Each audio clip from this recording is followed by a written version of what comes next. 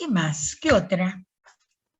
Sí, o sea, decís esto del gran negocio y pienso lo mismo con la despenalización del aborto. En el Senado y y en el Congreso no se habló en ningún momento sobre la ganancia que había en los abortos clandestinos. La venta de drogas sucede algo similar. A mí se me ¿Alguna otra? ocurre la Sí. ley de etiquetados de los alimentos, viste que en Chile, por ejemplo, usan unos hexágonos que dice alto en azúcar, en grasas, como que te llaman la atención y acá es otro sistema. Bien. Profe, a mí se me ocurre un ejemplo particular, justo estaba leyendo las noticias, del hecho de que, por ejemplo, un juez de la Suprema Corte de Justicia sea nombrado por el legislativo y tenga un cargo vitalicio, en vez de ser, no sé, elegido por voto popular y con un cargo revocable o con un cargo con un plazo determinado. O sea, son puestos de mucho poder que se cierran todos por arriba y si no se elige nadie de los trabajadores, del pueblo. Y eso los puede revocar de forma directa. Bien. Esta ley también que fue transitoria en su momento, pero que todo el mundo pudo blanquear la plata que tenía en el extranjero. Bueno, servía donde inclusive familiares se habían beneficiado, ¿no?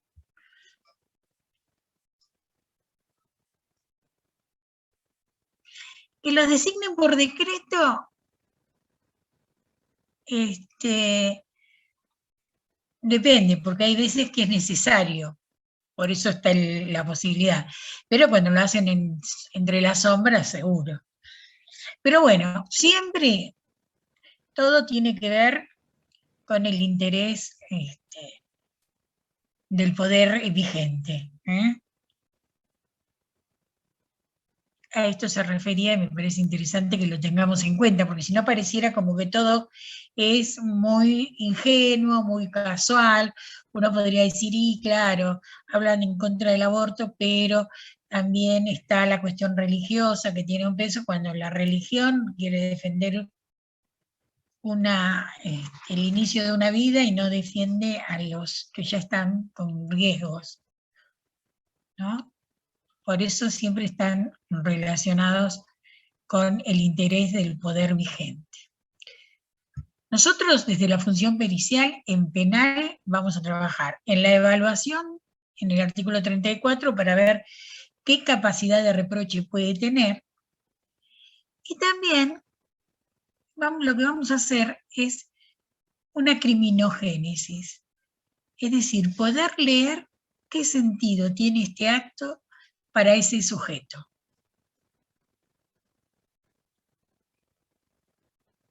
¿A quién estaba robando cuando robó? ¿A quién estaba matando cuando mató? Es decir, no se puede hacer nada más que una lectura lineal. Yo estaba recuperando todo lo que no tuvo, o lo que fuera. El hecho de poder comprender qué le pasó a este sujeto no quiere decir que estamos hablando de inimputabilidad. Pero sí es importante, a los fines de algún tipo de tratamiento, poder hacer esta lectura para evitar la reiteración. Bien. Si no hay preguntas, seguimos. ¿Esto en qué instancia se hace, profe, o en qué momento? En la evaluación pericial. Ah, pensé que era más para cuando ya está en la cárcel, en cuanto a buena conducta o reinserción, ¿viste? Pensé que era más por ese lado. Sí, lo que pasa es que después se toma, pero también como en esto que vos decís, porque nosotros cuando nos consultan, ¿por qué nos consultan? ¿Para qué? Si tienen el hecho, fue o no fue, seguramente que va a tener efecto en el tipo de sanción. No es lo mismo alguien que tiende a matar a todos, a que en un momento determinado mata a alguien que le actualiza alguna problemática previa, por ejemplo. Va a tener que ser responsable de eso. Pero también hay que entender que no es un tipo que va a matar porque sí. ¿Vieron lo que pasó ayer? Ahora me estoy acordando de este hombre que con un brote empezó a disparar, mató a un amigo. ¿No? No, El no de lo la vi. toma de rehén, sí. Sí, profe, lo vi. Bueno, Sí, profe. esto es importante también para cuando veamos la violencia de género, cómo hay que nosotros desde nuestra función poder evaluar si es un brote o mata a una mujer porque es una mujer, nada más que porque es mujer, ¿no? Porque en un momento dado todo era violencia de género y lo importante primero es distinguir el Estado y para eso estamos nosotros, ¿no? Para evaluar bien, porque si no, hay cuestiones que son novedosas, que son restitutivas de derechos, pero que hay que aplicarlas en cada momento después de un buen análisis. ¿Mm? Esto nos va a pasar con varias. Sí. El cuatrimestre pasado los compañeros en psicopatología habían compartido un video de un psicótico que tenía delirio celotípico y cuando empezó con los delirios empezó a ser muy violento con la esposa, no solo verbalmente sino también físicamente, y una vez que lo diagnosticaron y estaba medicado y todo, él estaba bien con su esposa. No sería lo mismo que un hombre violento con las mujeres, porque sí. Claro.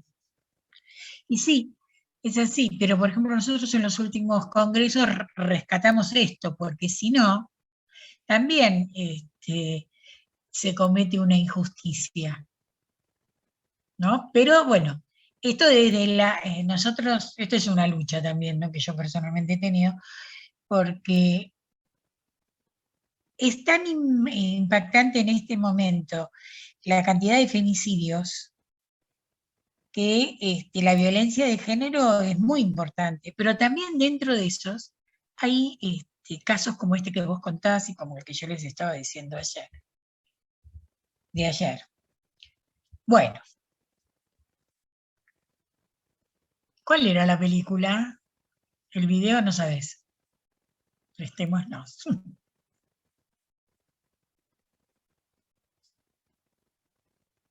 ¿No sabés cuál era el video?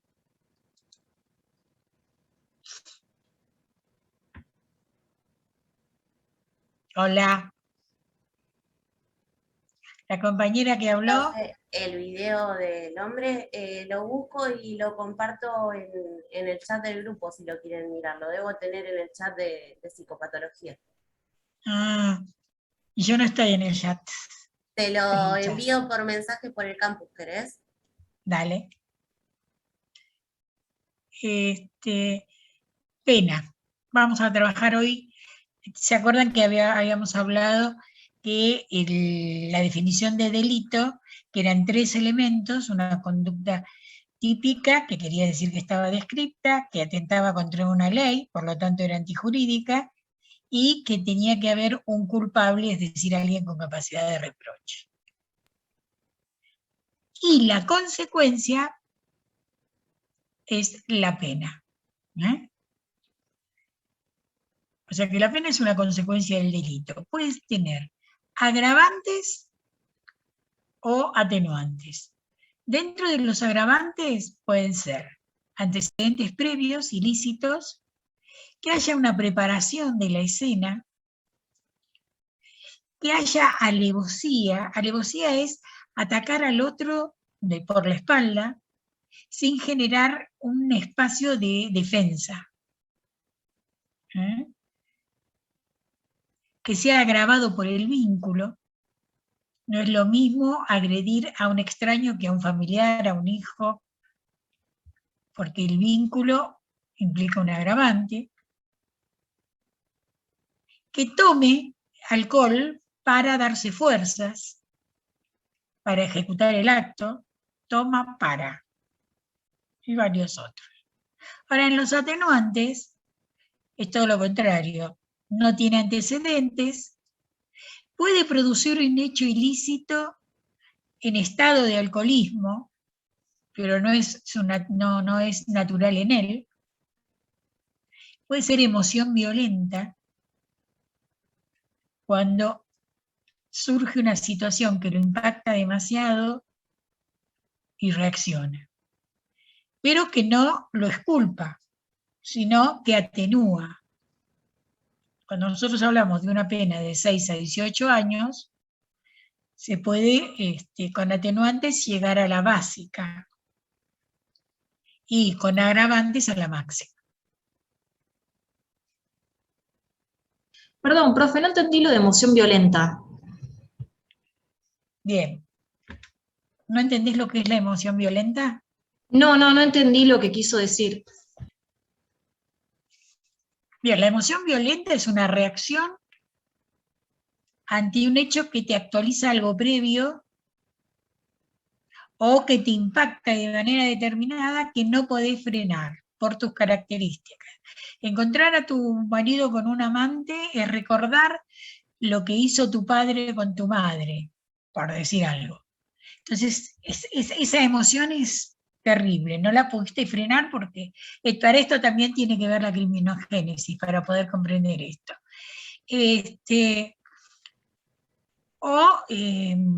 Entonces esto puede estar como atenuante, pero no es culpante.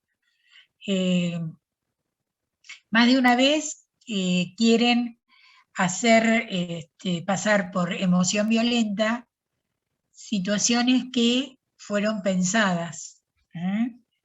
¿Qué quiere decir? Bueno, ustedes no lo estudiaron porque son jóvenes, no lo sabían. A ver qué dice acá. Ah, bien. Estaba el caso de el ingeniero Santos.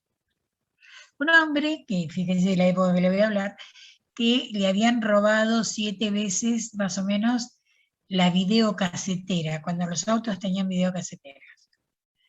Él sale a la calle y ve a 2 personas que le están robando. Se están yendo, él entra a la casa, la mujer le dice que se quede tranquilo, él no le hace caso, saca un revólver, los persigue y los mata por la espalda. Entonces decía, pobre hombre, decía la sociedad, 7 veces se cansó, lo agarró, lo impactó. No, porque este hombre no tuvo una reacción única. Tuvo el tiempo de entrar a la casa, buscar el arma, y cuando ya estaban huyendo, donde para él no era ningún riesgo, porque iban caminando de espaldas, él los mata. Y en esto es interesante ver esto que veíamos de cómo representan al poder determinadas cuestiones. Lo juzgan por exceso de defensa. No le toman ¿qué le podrían haber tomado? La alevosía, por ejemplo. Profe, yo me acuerdo en el caso de Farré, que asesinó de 66 puñaladas a la mujer, Sí. Me acuerdo de ver un debate que había en televisión en ese momento, de Sí. esto de decir que por un lado había sido por emoción violenta, y por otro lado otros decían que no, porque él fue hasta la cocina, agarró un cuchillo, la encerró en una habitación, a pesar de que había ahí, creo que estaba presente un abogado y un familiar, porque iban a firmar el divorcio o algo así, y bueno, que había como esta discusión de si había sido por emoción violenta o no, porque se justificaba con el hecho de que como habían sido 66 puñaladas, como que no había podido frenar la acción, digamos.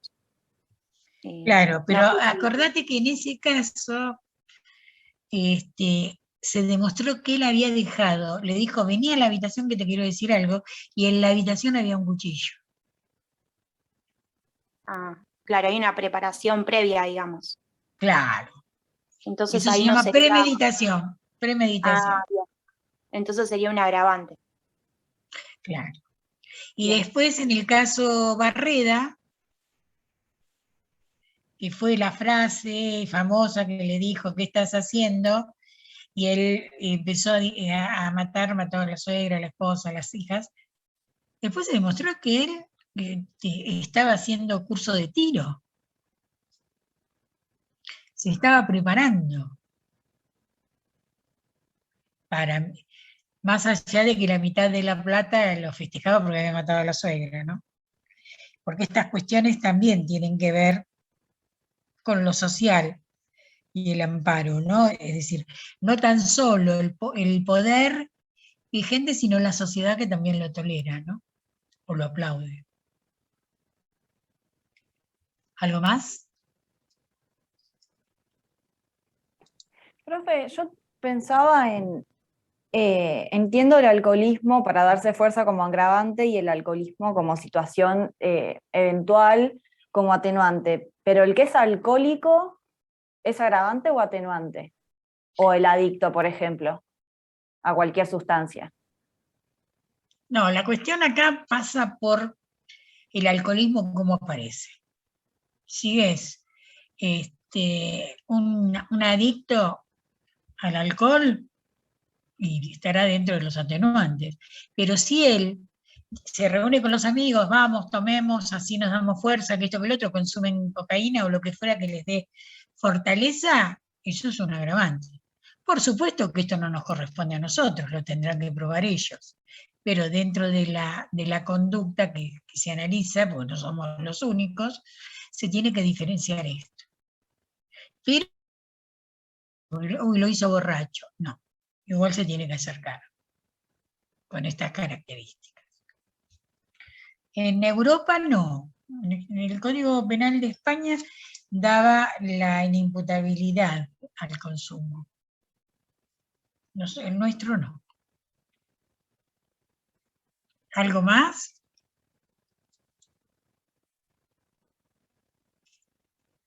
Nosotros cuando hablamos de una pena vamos a decir que tiene dos efectos. Primero es una amenaza.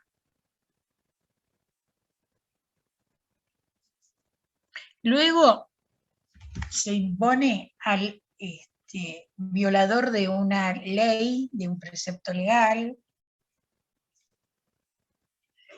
como retribución del Estado al transgresor. ¿Mm? El Estado le retribuye con una sanción. Y siempre va a ser la disminución de un bien jurídico. ¿Se acuerdan que la otra vez veíamos con daño psíquico lo que eran los bienes? Pasan desde lo económico a la pena privativa de libertad en ese arco con todas las posibilidades. Entonces, las penas van a recorrer de acuerdo a el impacto y la gravedad,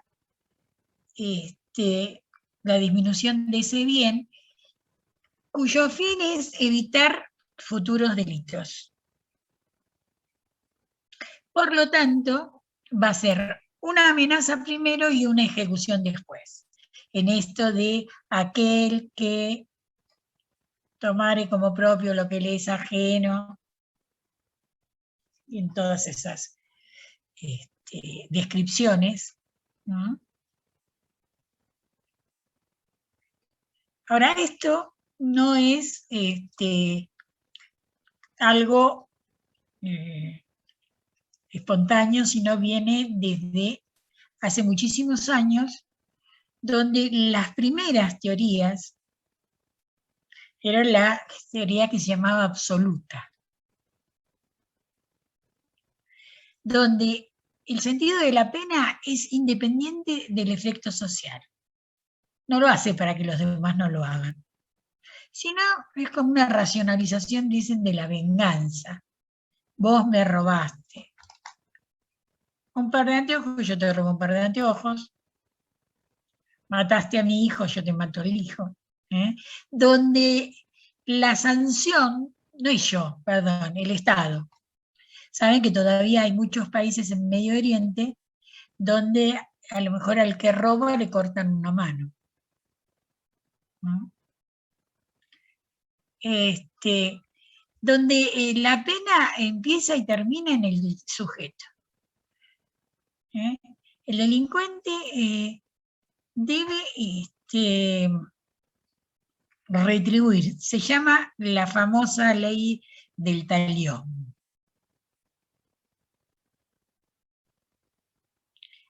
Porque eso es justicia. Sería como el famoso ojo por ojo. Exactamente. Ojo por ojo. También estaba el poder, ¿no?, del Estado, esa famosa anécdota o fábula, no sabemos bien qué es, donde está una madre y le roba el hijo a otra. Y entonces el juez las cita a las dos y le dice, ¿quién es la madre? Yo soy la madre, y la otra dice, yo soy la madre. Y entonces dice, bueno, ya que las dos son las madres, los voy a partir por la mitad, les doy la mitad a cada uno. Y una dijo, no, no, no, no. Y entonces se la entregaron a ella porque ella era la madre que se preocupaba por su hijo. Bien. Ojo por ojo, diente por diente. Después, con el tiempo, surgen las teorías relativas. ¿Qué quiere decir esto? Que son para impedir el delito. ¿Qué quiere decir? Que no tan solo que se haga cargo el responsable, sino que la sociedad vea que cualquier transgresor va a tener una pena. Entonces, acá aparece la evitación del delito. Se amplía a la anterior. Es fundamentalmente una línea de prevención. Se hace para prevenir. Acá vamos a encontrar algún problema porque la prevención especial actúa de tres maneras en esa época. Ellos decían, hay que corregir al corregible para atender a que se resocialice. Al intimidable, intimidando al intimidable, haciendo inofensivos a quienes no son corregibles ni intimidables. Ahora, ¿qué pasa? Que los objetivos era poder modificar, fíjense, ¿y quién evaluaba si se había modificado o no? Entonces fue cuestionada porque se quedaba a merced del Estado, que dijera, sí, la verdad que se modificó. No, no se modificó, que siga. Entonces podían tener sanciones eternas. Esta fue dejada de lado. Hoy en día uno tiene una sanción, tiene un tiempo determinado, y sí puede, de acuerdo a algunas características, tener algún beneficio.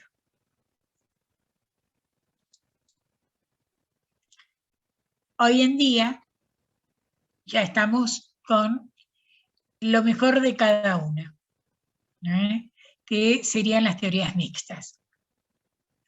Es una combinación de todas las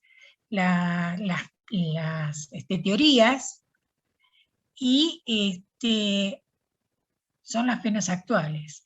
Ahora, todas estas están vigentes. Están vigentes en la historia. ¿Por qué?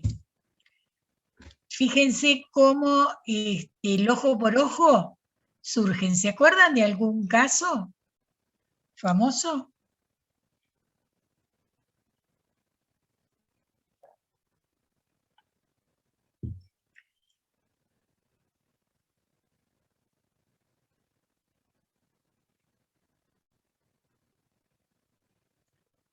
Chicas, no ven tele.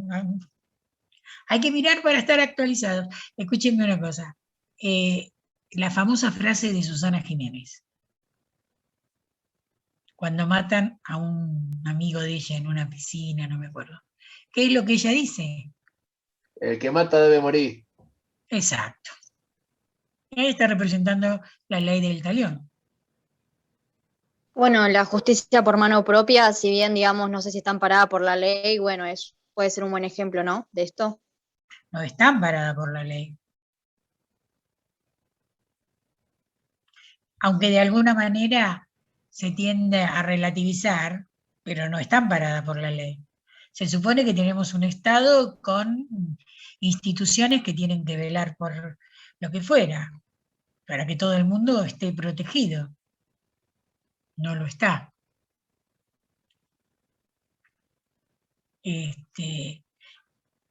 Por eso les digo que también está este intento de la retributivo cuando alguien comete un delito. Le dan una pena, la cumple, y cuando sale, la sociedad sostiene que sigue siendo un delincuente. Esto a las relativas, ¿no? Porque ¿cuántos de ustedes podrían, bueno, sus padres piensen a lo mejor, ustedes, contratar a alguien que haya salido de la cárcel? ¿Conocen?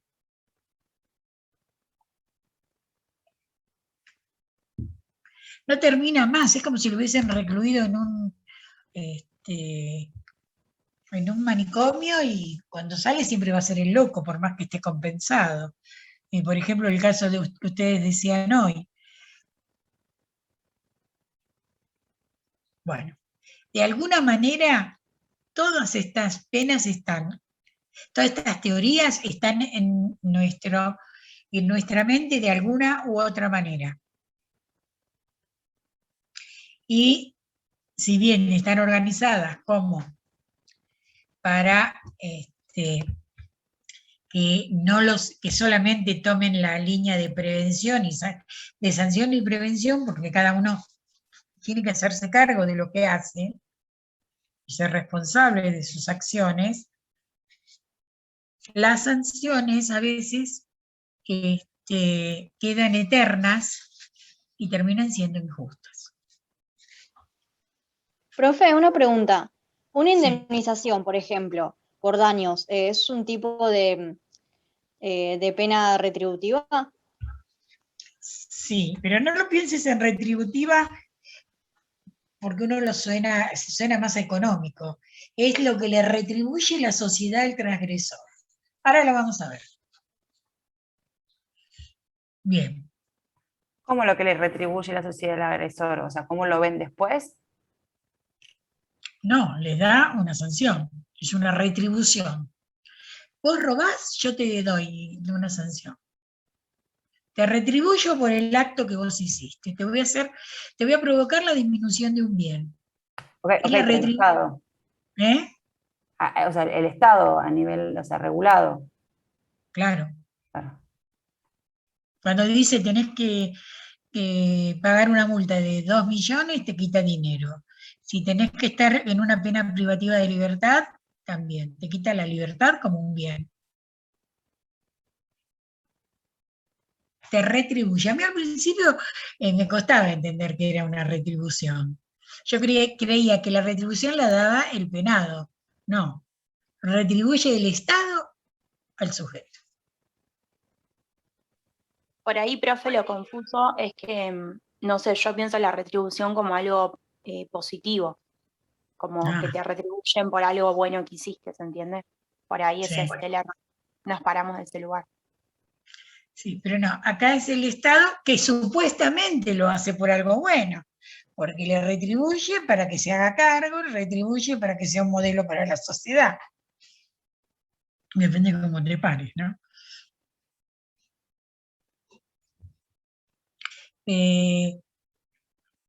Esto es como cuando se pone una penitencia a los chicos. A veces es necesario adecuarlo a que conviva sin riesgos, sin malestares, siempre de una manera oportuna, con límites, que no impliquen agresiones, sino límites. Y los adultos también. Pero después vamos a ver en qué estado. Lo que Degano va a plantear, nuestro querido Degano, es que lo importante es más que el sujeto cumpla una sanción, es que pueda interrogarse sobre el acto y ver qué reposicionamiento subjetivo se puede dar. Porque en general la sanción al sujeto le queda como ajena. No siempre lo comprende en una línea de me corresponde.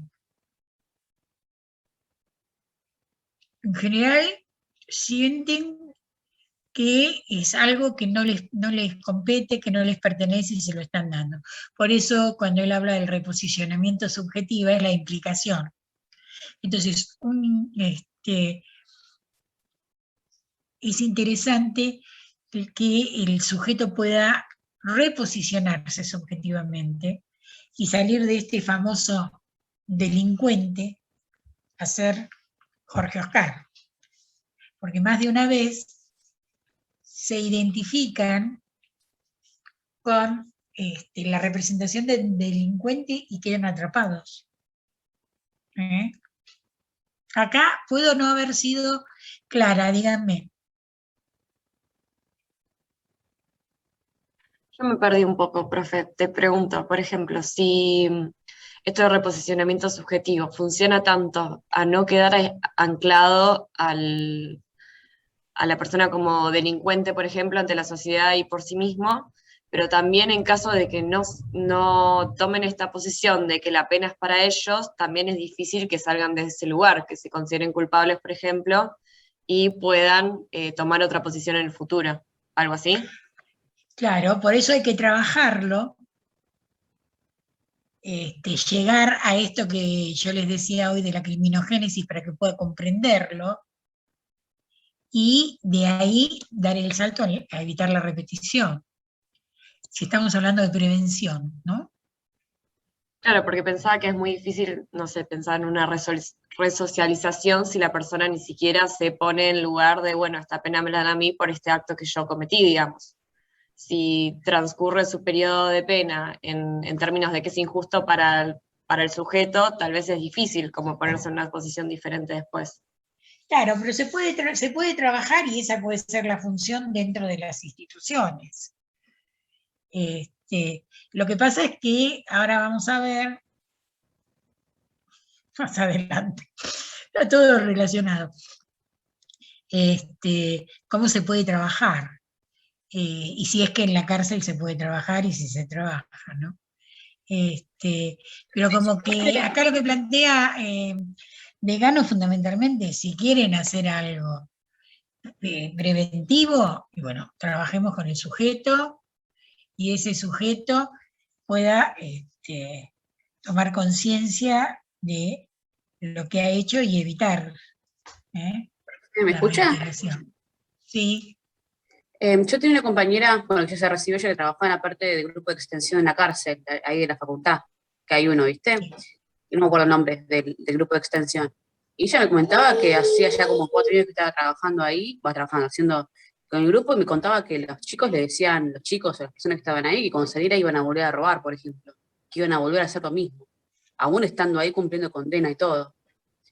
Que no había manera de que cambiaran de posición. Como que le decían que era el único que sabían hacer y como que consideraran ahí, aunque estuvieran ahí, iban a seguir y iban a volver a robar.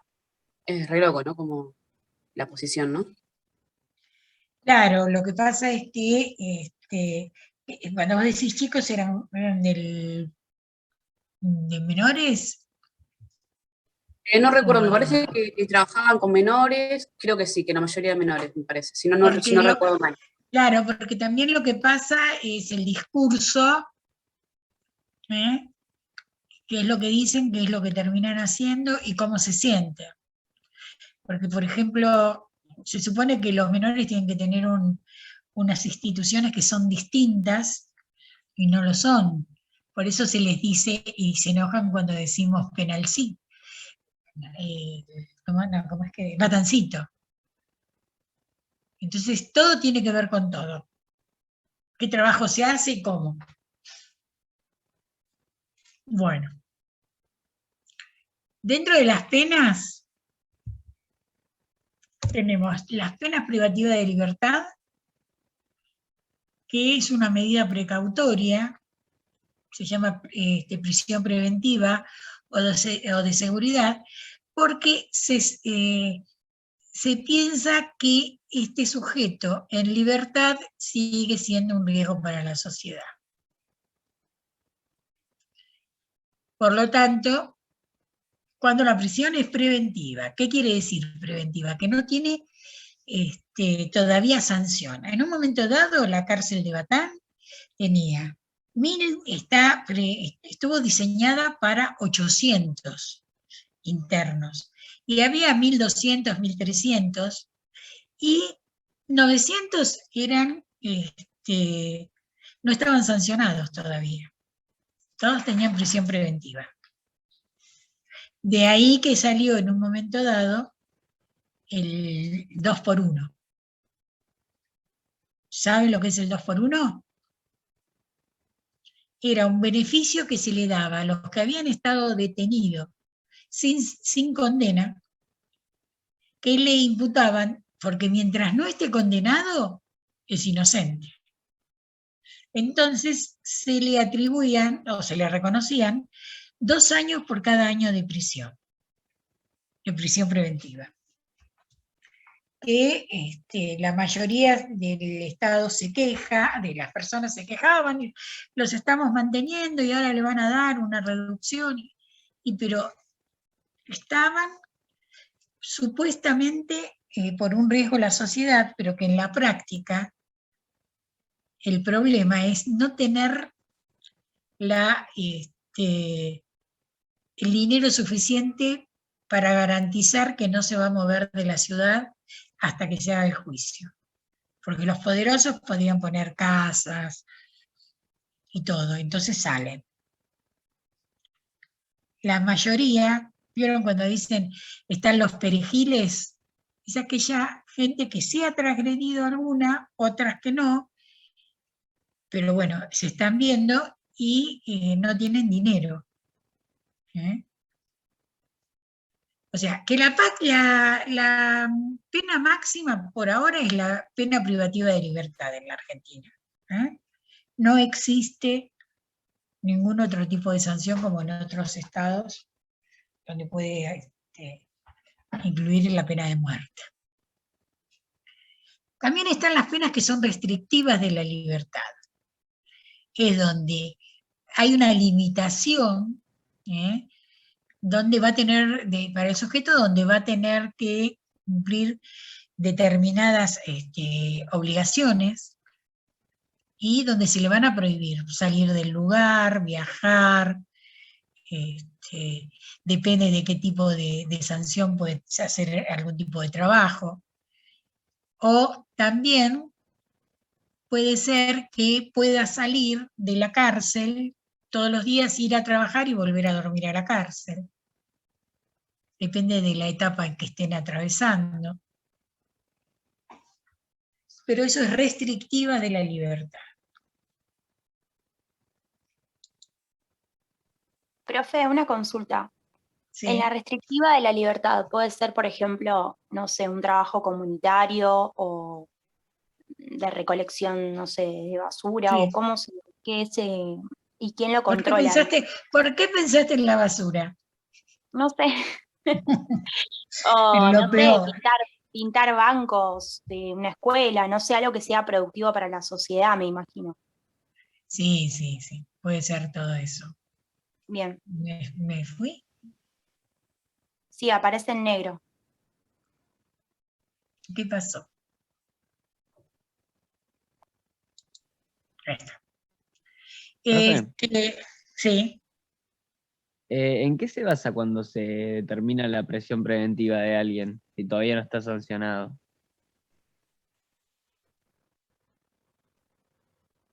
¿En qué se basa? En Claro. que supuestamente no se tiene... La prisión preventiva se toma para garantizar que no siga haciendo un daño para la sociedad y que no se fugue. Por eso vieron que dice, estoy a derecho, estar a derecho es estar disponible para presentarse en cualquier momento.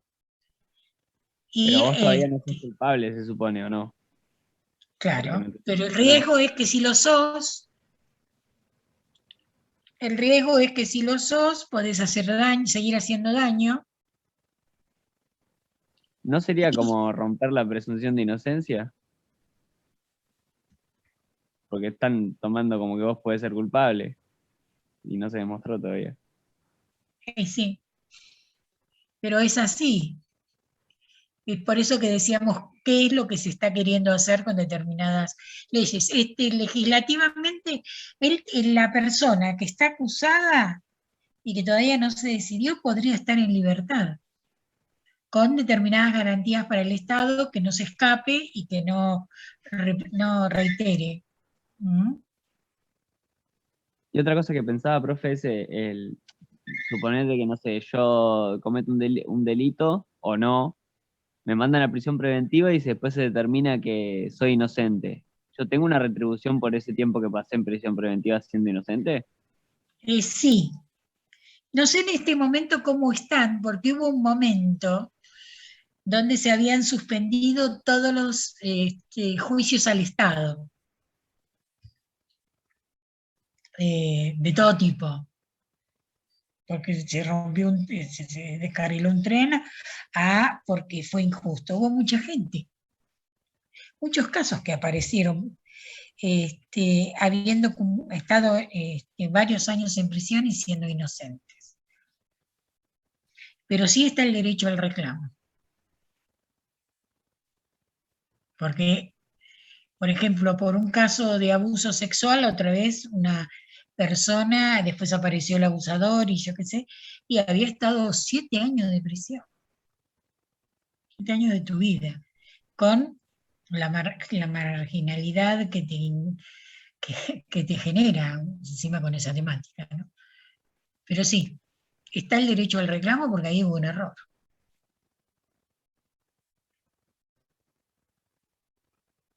Bien, ¿algo más?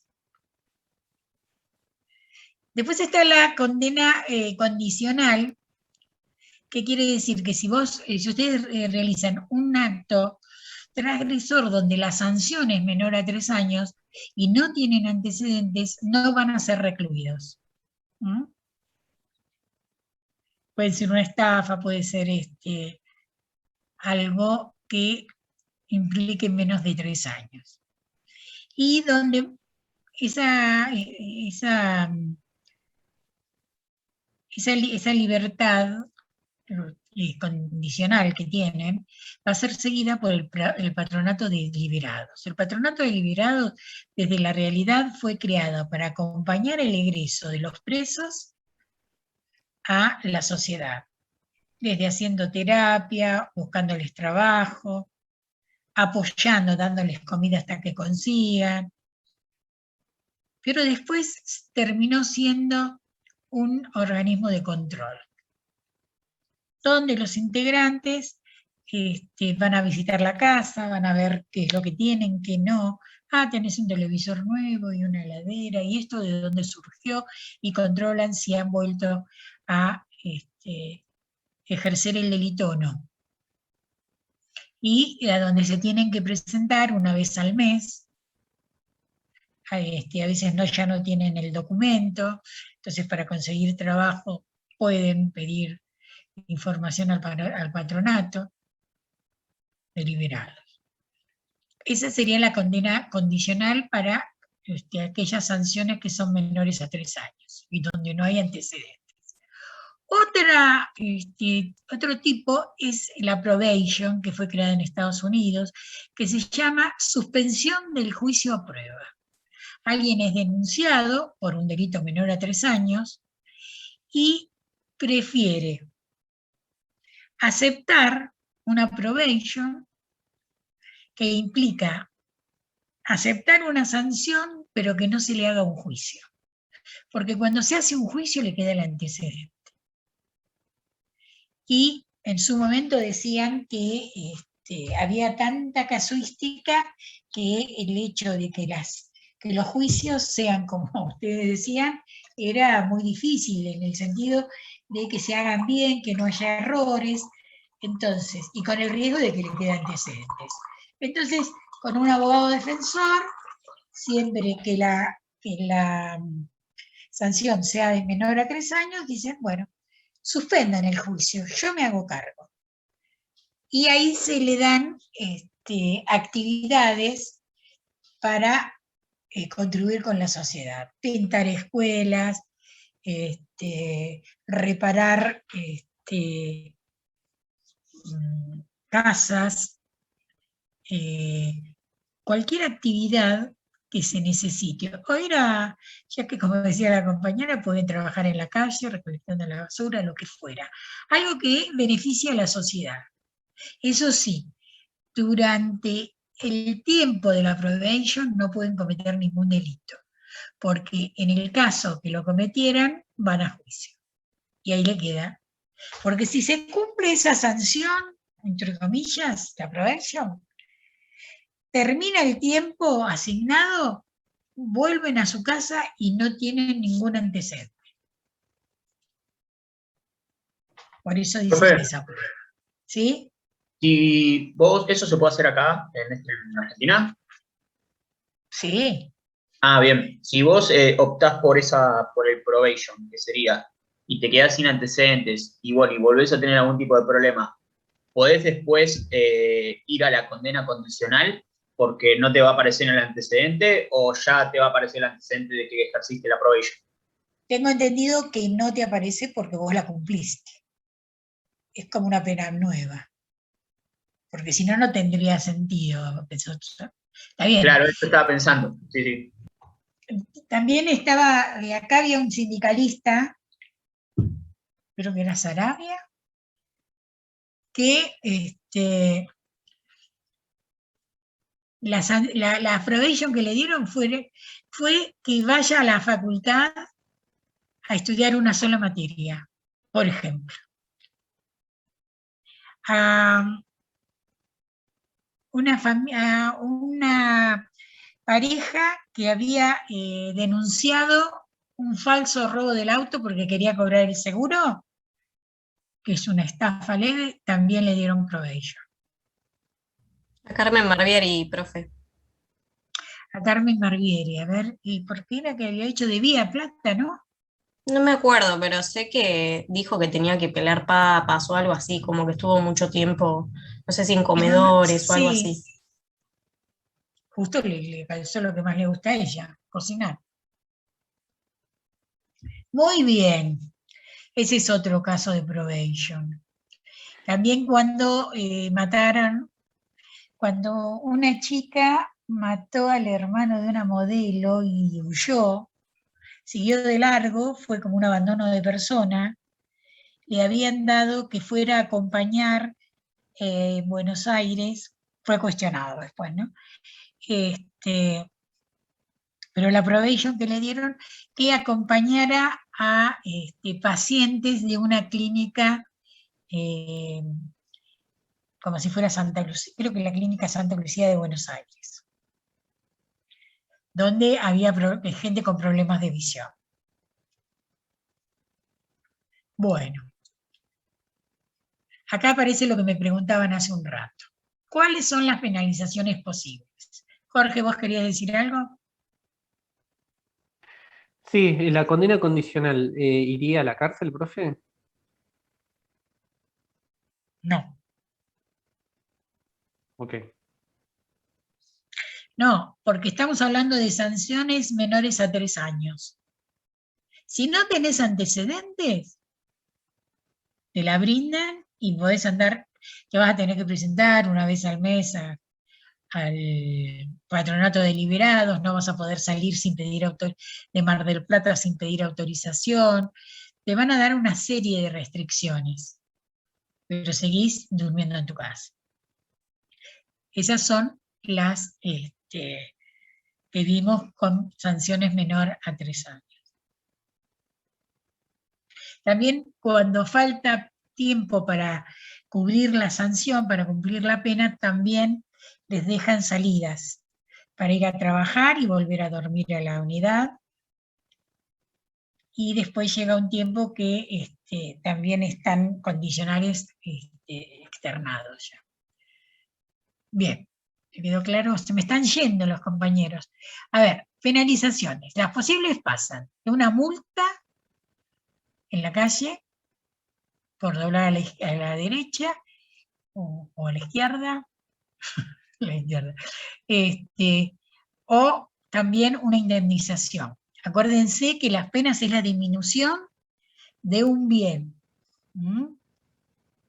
Entonces, también está la inhabilitación, donde van a estar parcialmente inhibidos para realizar determinadas acciones con sus bienes, o de ejercer, por ejemplo, cuando hay mala praxis, hay una inhabilitación del ejercicio de la profesión, por ejemplo. ¿Inhibición es lo mismo que inhabilitación? ¿Inhibición? Sí. No, ¿por de dónde sacaste inhibición? Ah, pensé que habías dicho inhibición, por eso me quedó. Me confundí yo. No. Es multa, indemnización, inhabilitación y también trabajo social, que es lo que decíamos de poder ir a pintar escuelas o lo que fuera.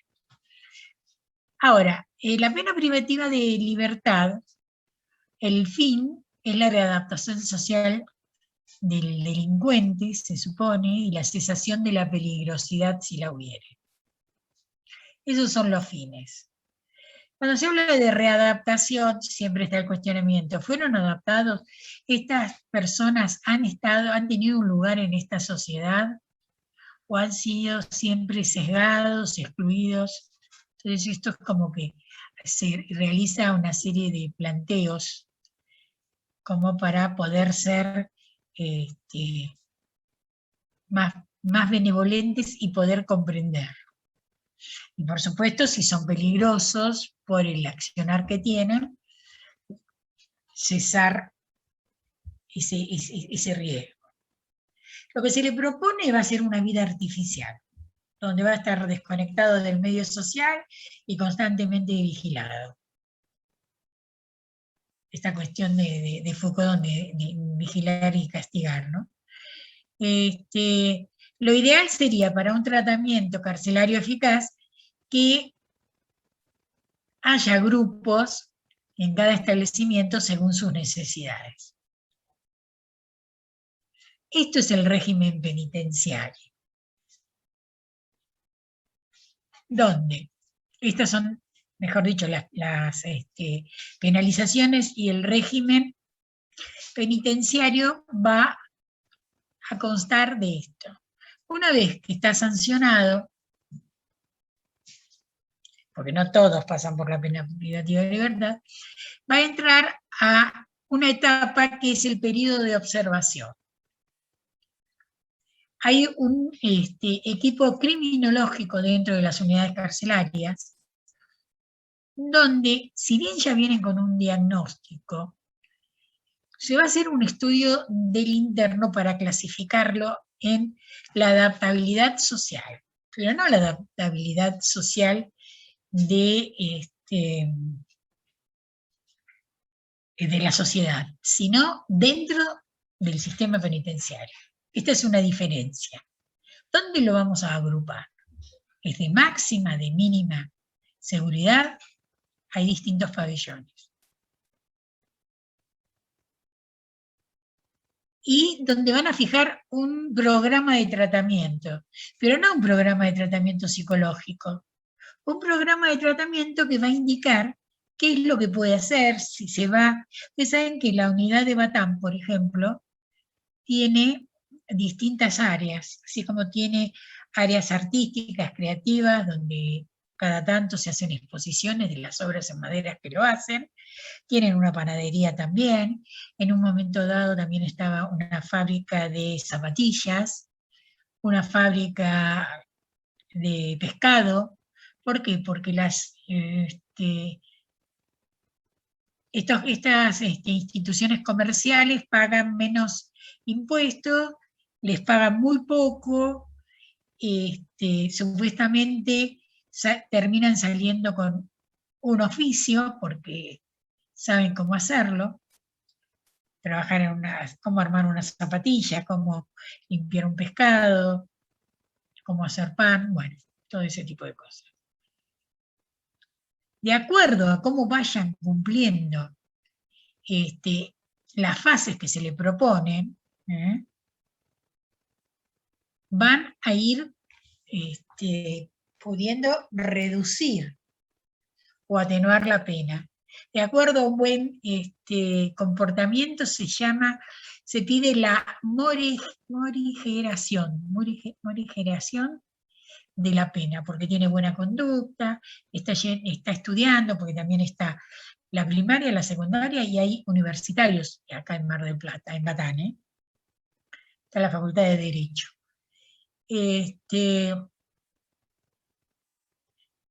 Entonces, recuerden que el tratamiento es todas las acciones que va a realizar.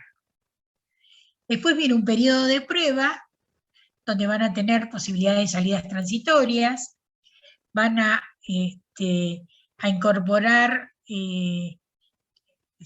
algunas secciones que aprendan en la autodisciplina como para evitar que tiendan a la repetición, y puede aparecer también el egreso anticipado, que va a ser una libertad condicional, donde van a estar en Mar del Plata con limitaciones, donde pueden organizar algún tipo de acciones de trabajo afuera, tratamiento, lo que fuere. ¿Les queda más o menos claro el tratamiento penitenciario? Sí, profe. Y yo recién les hablaba del patronato de liberados, que la función era esta, ¿no? La de reinserción laboral, social, había un equipo interdisciplinario. Se podía, los últimos 6 meses, para cumplir una pena, pueden realizar tratamiento, el tratamiento del preegreso. ¿Por qué? Porque cuando alguien sale de su grupo familiar, el grupo se reorganiza. Entonces, este sujeto que egresa y tiene que volver, depende de cómo se haya manejado la responsable de mantener un lugar, aunque sea en el discurso, tiene que de a poco reinsertarse, porque no puede venir de un día para el otro y decirle, no, vos no podés salir, tenés que hacer esto, tenés que hacer lo otro, donde va a haber una resistencia familiar, si no es trabajado de la mejor manera. Y también el control de la libertad, también lo va a hacer el patronato de liberados, donde va a hacer informes del estado de este sujeto. ¿Qué pasa en la cárcel? Es importante ver que respecto a la sexualidad, a veces se pueden modificar hábitos sexuales, pero no quiere decir que se transformen. ¿Qué quiere decir con esto? Más de una vez, ante tanta abstinencia, se pueden tener relaciones con el mismo sexo, pero eso no implica que se vuelva homosexual, ni que cambie. Evidentemente, el estar encerrados, pensando, más de una vez genera demasiadas sensaciones que quieren descargar, y tienen la posibilidad, en un momento dado, cuando tenían las visitas de sus mujeres, ¿qué hacían? llegaban al espacio de la visita y entre ellos armaban como una especie de aislamiento de una de las parejas para que tuvieran relaciones sexuales y iban rotando y todos delante de todos, inclusive con niños.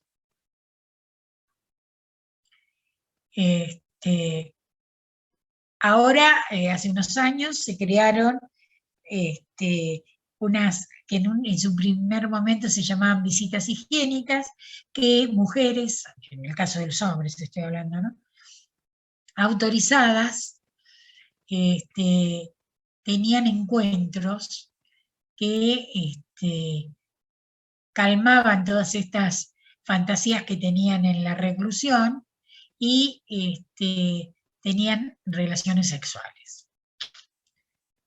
¿Qué pasa con esto? Que todo el mundo, para eso tenían que tener una evaluación 10 para poder recibir estas visitas. Todos los compañeros sabían que ese día iba a tener relaciones. Todas miraban, porque encima esas habitaciones daban a la sala de visitas. Si bien ya no había necesidad, aunque la práctica puede seguir, porque no todos tienen 10, salían y todo el mundo sabía que habían salido, que ya había tenido relaciones, con todo lo que implicaba esa exposición. Bueno, así se da. Pero en la cárcel las opciones son la abstinencia total, mantener relaciones homosexuales, la masturbación y esta visita higiénica o íntima o conyugal.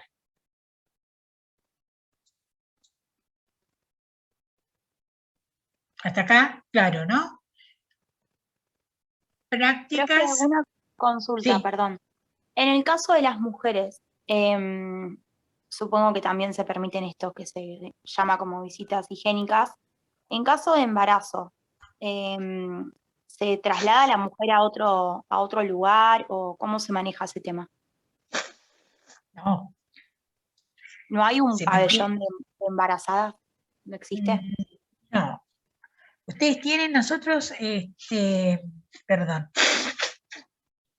Nosotros invitamos a Valeria Windner y tengo una grabación para el segundo cuatrimestre, donde ella hizo una investigación. Sí pueden recibir visitas higiénicas, pero el problema es que los hombres no las acompañan tanto. En general las mujeres acompañan mucho más a los hombres. Claro. Pero de todas maneras podría. Porque esto es general.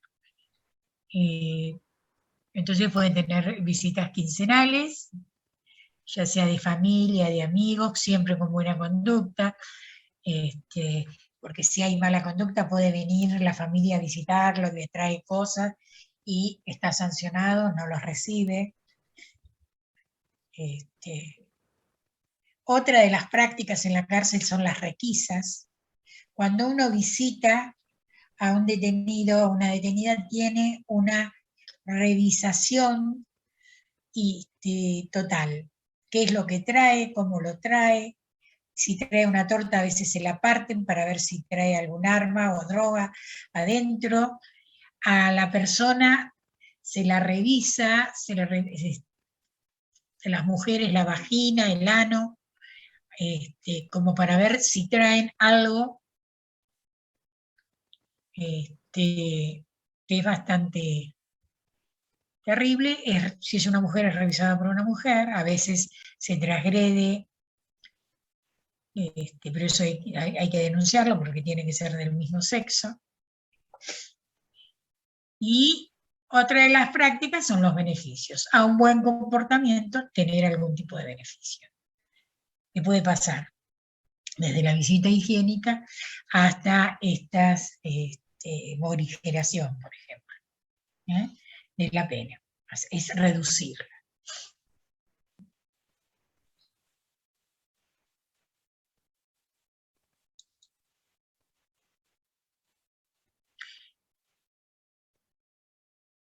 Entonces, la rehabilitación va a implicar la socialización del penado, ya sea porque sale por libertad condicional o por agotamiento de la pena. La cuestión es poder pensar los mecanismos que pueden utilizar, se pueden poner en juego para que realmente pueda reinsertarse en la sociedad.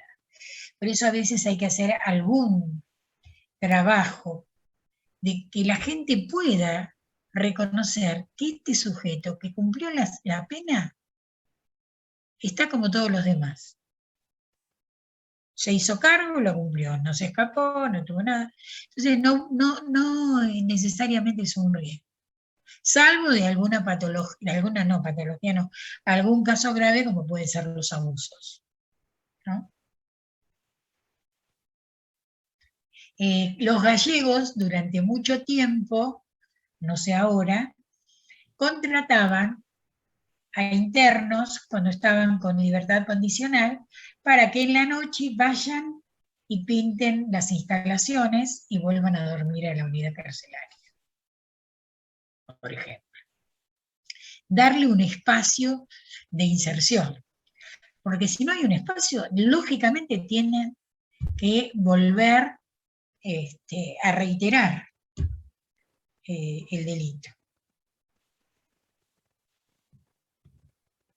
Poder trabajar de manera interdisciplinaria para que realmente pueda valorar lo que pasó, este tiempo que estuvo alejado de la familia, qué necesidad, porque inclusive hasta cuando nos comentan, anoche, porque también están las requisas a la noche, cuando están todos durmiendo, entran a las habitaciones, rompen todo buscando algo que han programado como con una cucharita, más de una vez hacen algunas, una especie de cuchillos, le han pasado droga.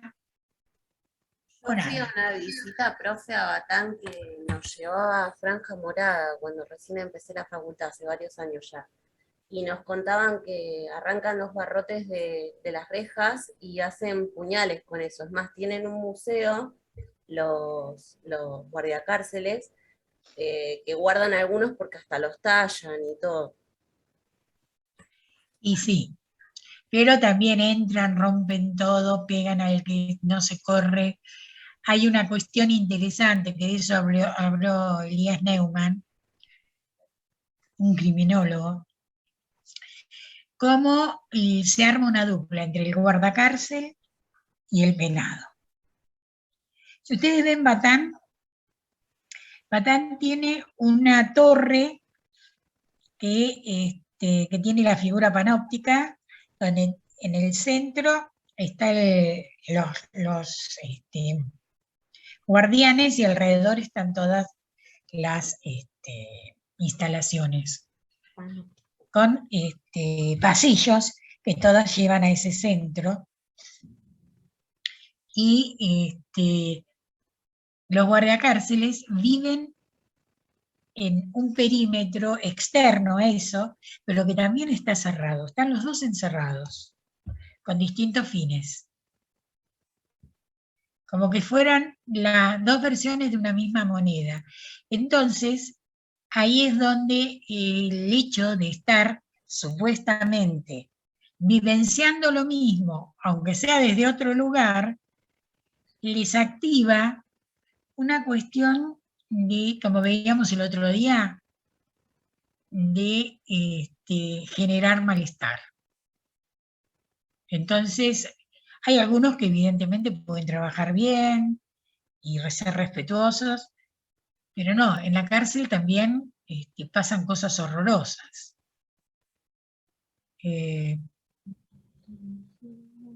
Tendría que pasar esta...